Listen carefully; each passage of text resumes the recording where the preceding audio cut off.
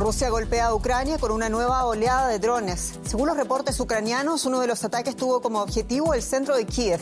Vamos en breve con más detalles sobre esta historia. Soy Jenny Pérez aquí en Berlín para Deutsche Welle. Destacamos. Las fuerzas ucranianas dicen que al menos 13 aviones bomba no tripulados fueron derribados. No hay víctimas.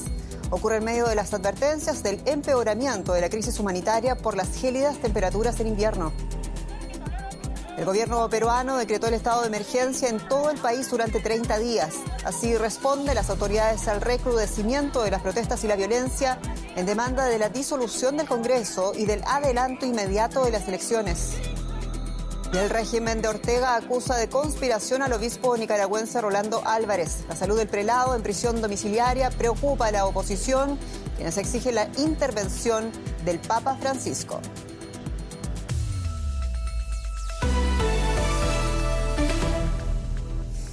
Las autoridades ucranianas aseguran que los ataques con drones en el centro de Kiev dañaron varios edificios. Las tropas ucranianas aseguran que derribaron 13 drones Shahed de fabricación iraní similares a los utilizados en otros ataques rusos en toda Ucrania. Y también informaron de bombardeos con misiles en Kharkov, Donetsk y Zaporizhia, donde está la mayor central nuclear de Europa. Esta vecina de Kiev retira los vidrios rotos de su ventana. Como la suya, muchas de las casas de sus vecinos sufrieron destrozos tras el envío de drones rusos a la capital ucraniana. Sus ventanas se hicieron añicos, cuando las temperaturas bajan ya de 0 grados.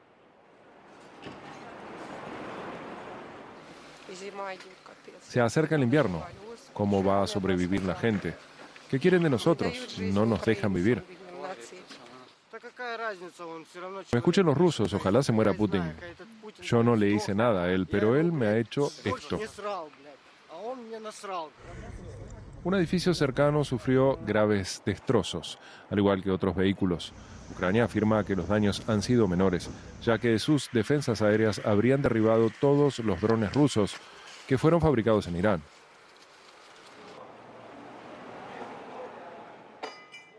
Los terroristas lanzaron 13 drones Shahed esta mañana. Según nuestras informaciones, los 13 fueron derribados por la defensa antiaérea ucraniana. Rusia usó recientemente misiles de largo alcance contra zonas residenciales, aunque sostiene que se trata de objetivos militares.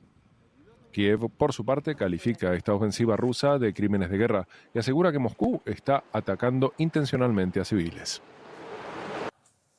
El Parlamento Europeo ha concedido su premio Sájarov al pueblo ucraniano, representado por su presidente Volodymyr Zelensky. El premio a la libertad de conciencia reconoce la valentía de los ucranianos en su resistencia frente a la invasión rusa. Líderes de la sociedad civil y funcionarios ucranianos viajaron a Estrasburgo para recibir el premio durante una ceremonia en la Eurocámara. Y a propósito de la Eurocámara, la ya ex vicepresidenta del organismo Eva Kaili, detenida el pasado domingo en relación con el escándalo de corrupción, seguirá bajo arresto hasta al menos el 22 de diciembre. Hasta esa fecha ha quedado pospuesta su audiencia, que en un principio estaba prevista para este miércoles. Y según su letrado, su abogado, su defensa, una huelga en la cárcel en donde Kaili se encuentra detenida impidió que la exdiputada europea presentara su declaración este día. El aplazamiento se conoce solo un día después de que la policía belga se incautara de más de 1,5 millones de euros de dinero en efectivo, tanto en la vivienda de Eva Kaili como en los domicilios de otras 3 personas sospechosas. Según la policía, Qatar habría entregado este dinero a cambio de influir en las decisiones del Parlamento Europeo. Y tenemos a María García Sornosa con nosotros. María, Eva Kaili es el rostro más visible de este escándalo de corrupción europea cuya envergadura es mucho mayor, sabemos, y en el centro está Qatar, en medio de este entramado. ¿En qué pie quedan, me pregunto, las relaciones entre Europa y Qatar?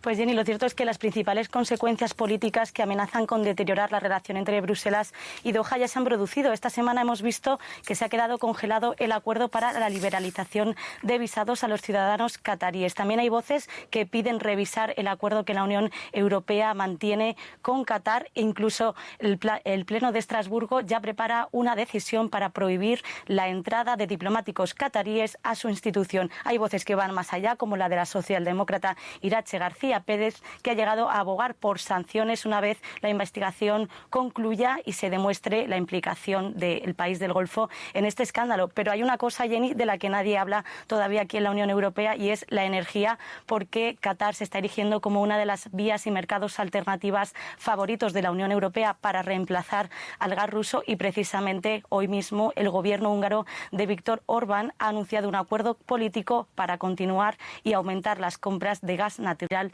licuado a Qatar en el futuro. Ay, ay, ay. María García, muchas gracias por estas noticias allá en Bruselas. Gracias. Y mucho más ha sucedido este día en el mundo. Lo pasamos a revisar en el siguiente resumen de noticias. El gobierno británico ha confirmado la muerte de al menos 4 personas luego de que una pequeña embarcación con migrantes a bordo volcara en las gélidas aguas del Canal de la Mancha. Decenas de personas pudieron ser rescatadas. Muchos migrantes intentan cruzar por mar desde Francia para solicitar asilo en Reino Unido. Un tribunal turco ha condenado al alcalde de Estambul a casi 3 años de prisión por insultar a funcionarios públicos. Ekrem İmamoğlu, de centro izquierda, es un popular líder de oposición y está considerado como el rival para el presidente conservador turco Recep Tayyip Erdogan. Ahora, la condena le impedirá volver a presentarse a un cargo político. Y vamos ahora con las noticias económicas y financieras. Mi colega Rosa Casals, muy bienvenida. ¿Qué tal, Jenny? Con una decisión de la FED en Estados Unidos que hizo caer a los mercados. La Reserva Federal vuelve a subir el tipo básico de interés. Sin embargo, el incremento de diciembre apunta a un cambio de tendencia. La tasa de referencia subió en medio punto porcentual, un incremento más atenuado que los 4 últimos, que fueron de 75 puntos básicos. Eso sugiere que la FED modera su lucha contra la subida de los precios después de que algunos expertos auguraran una relajación de la presión inflacionista. No obstante, la FED ha indicado que la subida de tipos seguirá siendo la tónica en los próximos meses. Con la inflación a la baja, la FED modera la subida de tipos. Datos que analizamos con Ana Nieto en Nueva York. Ana, muy buenas tardes. Powell ha hecho lo que se esperaba, pero lo que ha tomado a todo el mundo por sorpresa es que ha endurecido las previsiones. Efectivamente, Powell, la Reserva Federal, ha hecho lo que esperaba, subir medio punto las tasas y dejarlas en el nivel más alto de los últimos 15 años. Se pisa algo el freno. Lo que no se esperaba, y ha sido todo un jarro de agua fría, ha sido el cambio de las previsiones. No solamente no habrá cambio en la política monetaria, en 2023 no se producirá el famoso pivot que están esperando los mercados con el retorno a unas tasas más bajas de interés, sino que además estas van a seguir subiendo en el año 2023 y por encima de lo que se había previsto hace apenas 3 meses. La mayor parte de los miembros de la FED ahora piensan que la subida de tipos tiene que llegar a una horquilla que esté entre el 5% y el 5,5%, que es la peor previsión de los economistas. En septiembre la propia FED dijo que el nivel más alto que se podría llegar sería del 4,6%. Powell dice, eso sí, que ya no hay tanta prisa por subir las tasas de interés, por lo cual se podría subir de cuarto en cuarto de punto. Pero los recortes, para eso hay que esperar al año 2024. Con los datos que se tienen hoy, que son muy inciertos, que están rodeados de incertidumbres, no se cree que se pueda llevar a una tasa neutral de tipos de interés hasta el año 2026. Y para malas noticias, Powell remató diciendo que la economía prácticamente se va a estancar el año que viene en un 0,5% y que la tasa de desempleo subirá al 4,6%. Bueno, Ana, lo veíamos ayer, la inflación se ha ido reduciendo en Estados Unidos, pero no lo suficiente, entonces. No, Powell dice que estamos entrando 2023 con mucha más inflación de lo que esperaba la FED. Da la bienvenida, por supuesto, a la moderación de octubre y de noviembre, pero ha explicado que no es suficiente, que la Reserva Federal necesita tener más evidencias y más sostenidas que se está en el camino de la bajada. La FED aún ve bastante presión en los precios tanto en bienes como en servicios y hay que recordar que todavía hay mucha demanda acumulada después de lo peor de la pandemia para muchos de los servicios que se están ofreciendo, sobre todo, por ejemplo, en viajes, en hoteles y en restauración. La Reserva Federal dice que los precios de los servicios se van a mantener muy altos durante más tiempo. Powell ha hecho también énfasis en los precios de la vivienda y dice que no va a haber un alivio en los precios de los alquileres hasta bien entrado la mitad del año que viene. Muchísimas gracias, Ana, por este análisis. Hasta mañana. Hasta mañana. Bueno, y seguimos en Estados Unidos, que aprovecha estos días una cumbre en Washington para impulsar su imagen de aliado crucial de África. A la cita asisten 49 jefes de Estado y de Gobierno africanos. Varias empresas estadounidenses han anunciado acuerdos tecnológicos con ellos por valor de más de $2.000 millones. China ya se había convertido antes en uno de los principales actores del continente. Ahora se espera que el presidente de Estados Unidos, Joe Biden, anuncie más ayudas multimillonarias para África. Biden destacó la importancia del continente para la economía mundial. Quiero hacer hincapié en el éxito y las oportunidades compartidas. Cuando África tiene éxito, Estados Unidos tiene éxito y, francamente, el mundo entero gana. Decíamos que se trata de una cumbre en la que Estados Unidos claramente busca contrarrestar la influencia de China en el continente africano.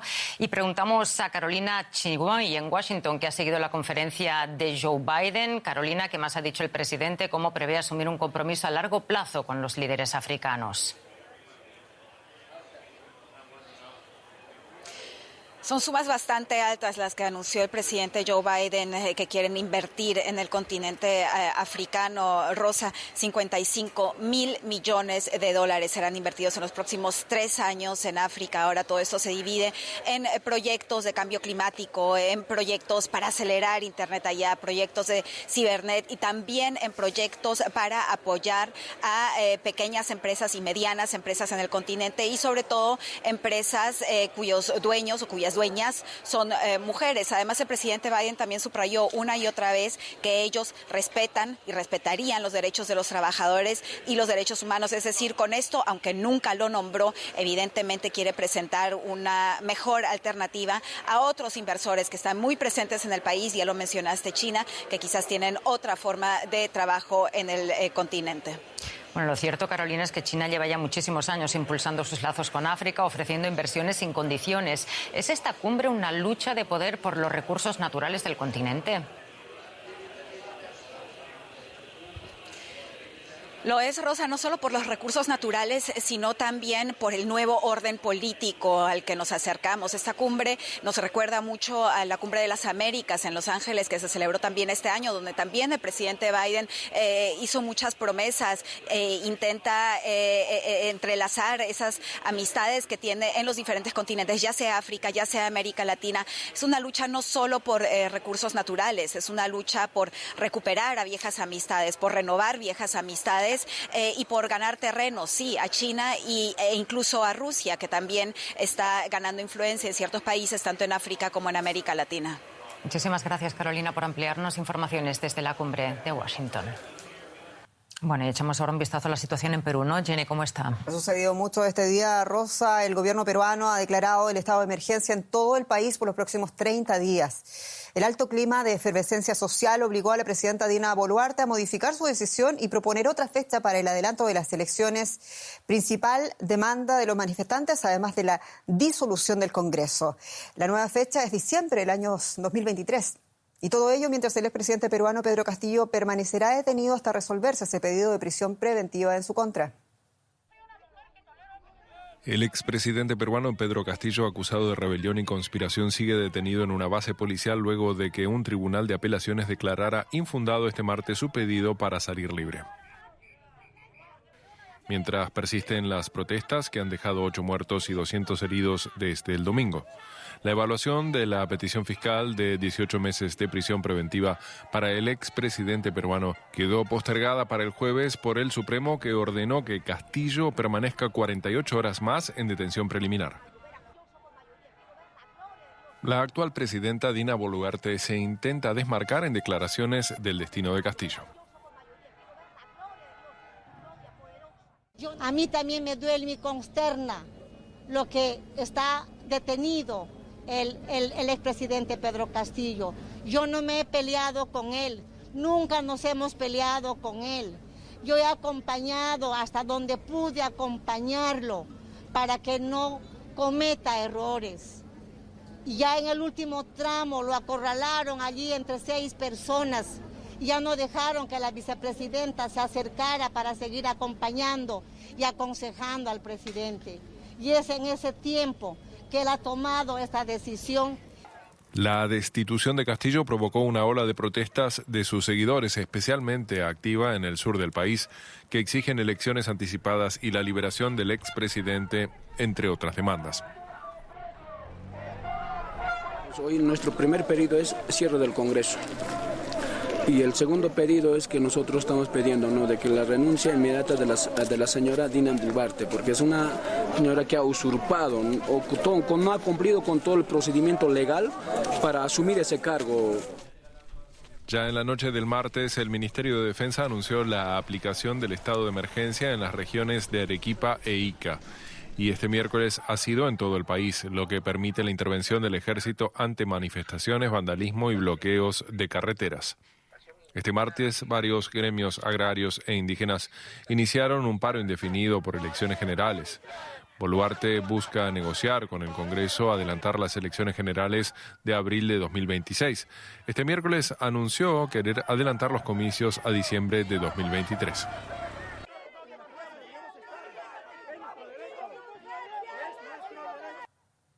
Perú, México, El Salvador o Cuba. Ejercer el periodismo sigue siendo peligroso, especialmente en América Latina. México se mantuvo en 2022 por cuarto año consecutivo como el país más peligroso, no en guerra, para los profesionales de la información, al sumar 11 periodistas asesinados, 3 más que en Ucrania, que es un país sabemos que está en guerra, de acuerdo con el balance anual que publicó este miércoles la ONG alemana Reporteros Sin Fronteras. Y los estudios sitúan a Latinoamérica como la región más peligrosa para ejercer la libertad de prensa, ya que acumula casi la mitad de las muertes violentas globales, con un 47,4% de periodistas en ejercicio de su profesión. Haití se situó en el tercer lugar con 6 periodistas muertos, mientras que Brasil igualó a Siria y a Yemen con 3 víctimas. Periodistas en peligro y con ello también nuestras jóvenes democracias. Queremos ampliar este importante tema desde Lima. Lo hacemos con Zuliana Laínez, quien es la vicepresidenta de la Federación Internacional de Periodistas, sección América Latina y el Caribe. Zuliana, un gran gusto de saludarte. Muy bienvenida. Y parto preguntándote, el informe de Reporteros Sin Fronteras es categórico. Latinoamérica es la peor región geográfica para ejercer el periodismo, algo que corroboran también otros indicadores internacionales. Y aquí la pregunta, ¿por qué hemos llegado a esta situación? Muy buenas noches. El informe de Reporteros Sin Fronteras, de la Federación Internacional de Periodistas y de todas las organizaciones que monitorean libertad de expresión revelan claramente que América Latina es la región de mayor riesgo para ejercer el periodismo. Y la respuesta es concreta. El problema en América Latina es la impunidad. No solo México, Centroamérica, buena parte de Sudamérica mantienen tasas de impunidad por encima del 90%. Quienes asesinan a nuestros colegas saben de que nunca estarán sentados ante un tribunal. Y eso hace de que el caldo de cultivo de la violencia y probablemente de la autocensura en algunos casos crezca en una región como la nuestra, que reitero y coincidentemente con el informe de Reporteros Sin Fronteras, es la región no en guerra que tiene la mayor cantidad de colegas asesinados.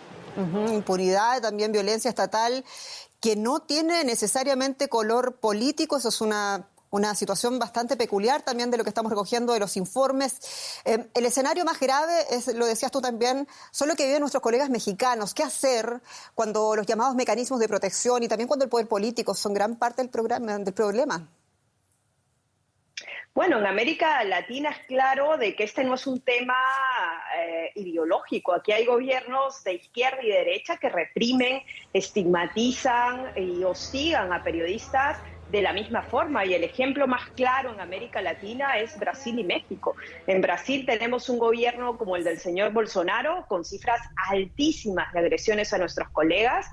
Y en México un gobierno del signo del señor Manuel López Obrador, que tiene cifras bastante similares en hostigamiento y estigmatización. Probablemente, obviamente, México se caracteriza por el tema del crimen a nuestros colegas. ¿Por qué el crimen? En México, fundamentalmente por el nivel de corrupción que hay en las instituciones. Yo he sido parte con la Federación, con Reporteros mismo y con otras organizaciones como el Comité de Protección de Periodistas de Nueva York, a misiones a México, no una vez, 2, 3, 4.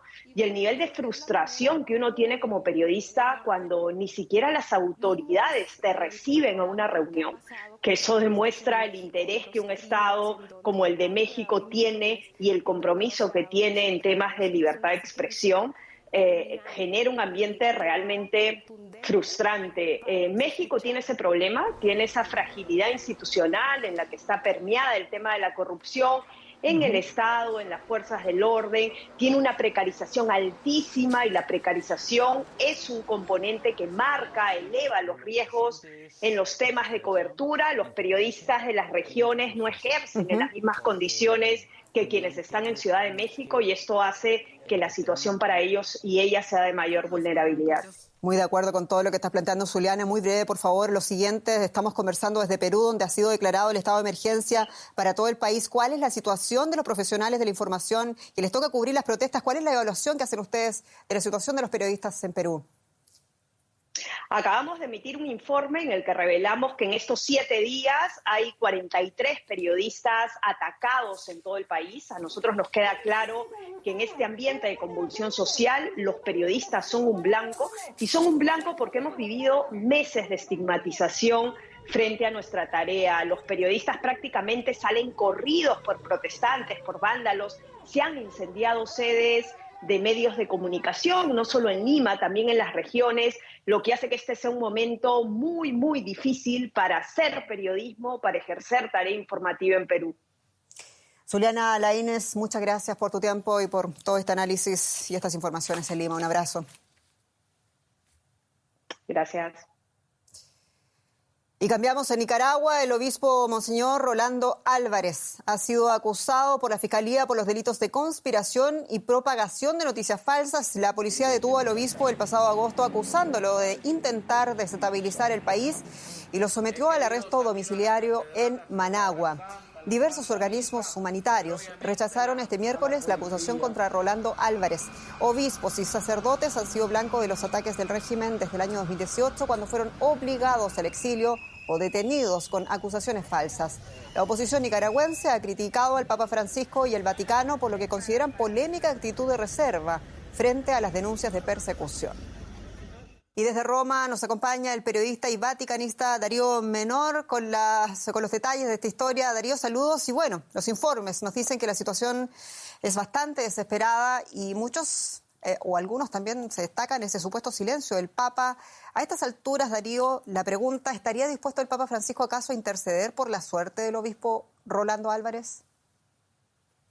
Lo cierto es que en el Vaticano ha causado sorpresa y dolor la noticia de la acusación a Monseñor Álvarez, del que recordemos que el Papa ya habló, eso sí, indirectamente el pasado mes de agosto, cuando fue detenido. Entonces el pontífice mostró su preocupación por la situación que estaba afrontando Nicaragua y también su deseo de que pudieran sentarse las bases de una convivencia pacífica. El Vaticano ejerce una diplomacia muy silenciosa en Nicaragua para tratar de no empeorar la situación ya de por sí complicadísima que está afrontando la Iglesia local. Es una manera de moverse de la Santa Sede que ya hemos visto en otros conflictos y que también está desarrollando en la guerra de Ucrania. En cualquier caso, fuentes de la Santa Sede explican que no debe interpretarse el silencio del Papa ante la situación que está afrontando el país centroamericano como una falta de interés o preocupación por los atropellos que está sufriendo tanto la Iglesia católica como parte de la población local.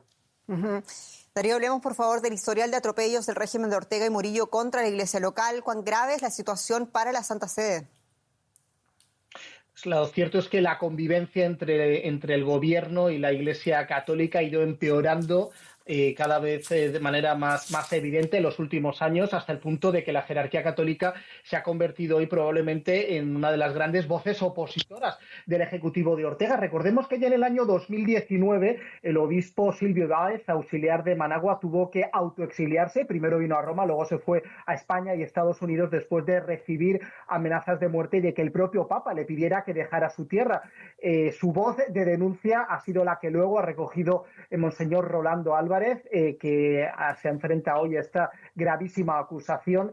También el Ejecutivo de Ortega ha expulsado al nuncio apostólico, al embajador de la Santa Sede en Nicaragua, también a religiosas de la congregación fundada por la Madre Teresa de Calcuta, al tiempo que ha ido cerrando radios católicas y encarcelando a algunos sacerdotes. Darío Menor, a ver si sale algún otro gesto de parte del Papa Francisco, como piden los opositores en Nicaragua. Muchas gracias y hasta pronto. Eso esperamos. Saludos. Y cambiamos de tono para hablar de lo siguiente, la Copa del Mundo de Qatar, donde la vigente campeona Francia se impuso a la selección marroquí por 2-0. Theo Hernández abrió el marcador en el minuto 5 y Kolo Muani puso el 2-0 definitivo en la segunda parte. La selección gala volverá entonces a luchar por el título este domingo ante la albiceleste de Leo Messi. Y en Qatar está nuestro enviado especial a esta Copa del Mundo, Geco Flores, con detalles. Geco, el resultado está claro, pero ¿cómo viste el partido que sentenció, además, sabemos, el fin del sueño de Marruecos? Antes de este partido hablábamos de que justamente Marruecos solo había recibido un gol en contra, pero justamente le faltaron 5 minutos a Francia para cambiar eso y mete el gol Theo Hernández, y eso cambia el partido completamente y hace que tenga Marruecos que remar contra marea, y siempre peleó y no bajó los brazos, pero ya en el segundo tiempo, donde se veían ya mejor Marruecos y tal vez con las posibilidades de empatar, cae el 2-0 que aniquila el partido. Y hemos hablado con varios fanáticos aquí de Marruecos, y muchos de esos fans no se sienten tristes de haber perdido este partido, sino se sienten muy orgullosos de su equipo, se sienten muy felices de lo que han hecho y a donde han llegado, ya que es algo histórico, ha sido histórico este resultado. No es la primera vez no solo es la primera vez que Marruecos llega a la semifinal, también es la primera vez que un equipo africano y árabe llega a estas instancias. Entonces la gente se va aquí con muy buen sabor de boca. Y ha sido una larga jornada para ti, Geco. Será Francia entonces quien se mida con Argentina. ¿Cómo están los pronósticos?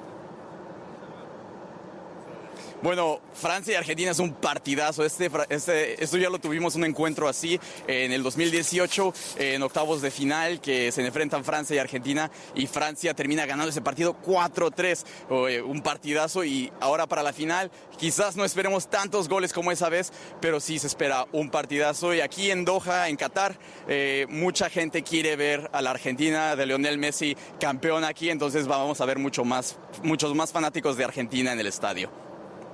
A ver cómo termina el partido. Muchas gracias, Geco Flores, en Qatar. Y solo tiempo para despedirnos y agradecerles su sintonía. Soy Jenny Pérez aquí en Berlín para Deutsche Welle, la cadena pública alemana, para ustedes. Hasta pronto.